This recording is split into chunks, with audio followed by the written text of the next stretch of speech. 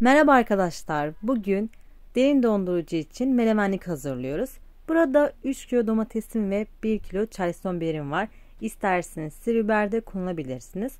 Domatesleri yıkıyorum ve kabuklarını soyuyorum arkadaşlar. Daha sonra da küp küp doğruyorum. İsterseniz büyük veya küçük doğrayabilirsiniz.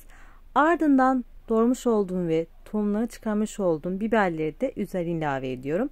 Ve karıştırıyorum arkadaşlar. Bütün biber ve domatesler iyi bir şekilde karışsın. Bu yöntem çok pratik arkadaşlar. Ben her kış bu yöntemle derin dondurucuya menemenlik, domates ve biberimi saklıyorum. Videonun sonunda nasıl hazırladığımı sizlere göstereceğim arkadaşlar. Çok pratik ve lezzetli oluyor. Sizler nasıl hazırlıyorsunuz lütfen yorumlarda bahsetmeyi unutmayın. Tarif hakkında yorum ve görüşlerinizi de mutlaka bekliyorum.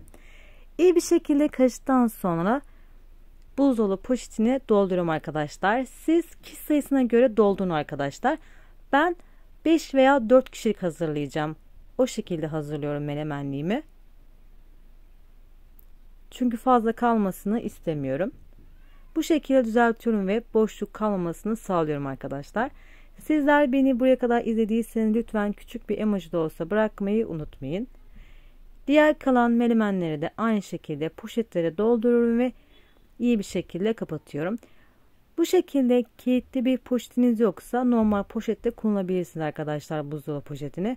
Aynı şekilde onları da düzeltiyoruz. Benim bu şekilde hazırlamam amacı arkadaşlar buzlukta fazla yer tutmaması için.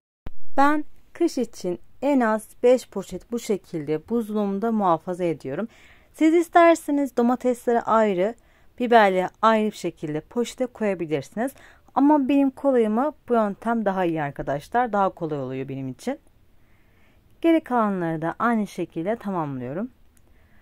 Hazırlamış olduğum karışımdan 4 poşet elde ettik arkadaşlar. Her biri 4 porsiyon arkadaşlar. 4 kişilik. Bu şekilde üst üste koyarak buzluğunuzda muhafaza edebilirsiniz. Çok pratik oluyor arkadaşlar ve fazla yerde tutmuyor.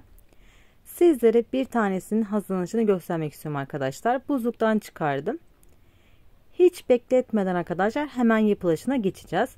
Tam içerisine çeyrek çay bardağı sıvı yağımı aldım ve bir tane kuru soğan ilave ettim. İsterseniz soğansız da hazırlayabilirsiniz ama soğan daha lezzetli oluyor. Soğanı biraz kavurduktan sonra buzluktan çıkarmış olduğumuz menemenliği üzerine ilave ediyoruz. Görmüş olduğunuz gibi hala buzlu buzlu. Biraz karıştıktan sonra tavanın kapağını kapatıyorum. 3 dakika kısık ateşte buzunun biraz erimesini sağlıyoruz arkadaşlar. Ardından kapağını kaldırıyoruz ve karıştırıyoruz. Artık kapağını kapatmıyoruz. Bu şekilde buharlaşacak arkadaşlar ve suyu gidecek. Ortalama 10 dakikanın sonunda bu kıvama geldi. Karıştırıyorum ve biraz domates ve biberleri eziyorum arkadaşlar. İsterseniz bu aşamada çatal veya patates ezici de kullanabilirsiniz. Tamamen damak zevkine bağlı. Tuzunu ilave ediyorum damak tadına göre. Ben 1 çay kaşığı ilave ettim. Biraz karıştırıyorum arkadaşlar. Tuz her tarafına gelsin. Tamamen menemen arkadaşlar sizin damak tadınıza göre. Siz nasıl istiyorsanız o şekilde hazırlayabilirsiniz. 2 tane yumurtayı çırptım ve üzerine ilave ettim.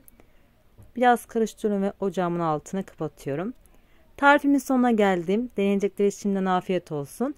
İzlediğin için çok teşekkür ederim. İnşallah bu videoyla sana yardımcı olmuşumdur.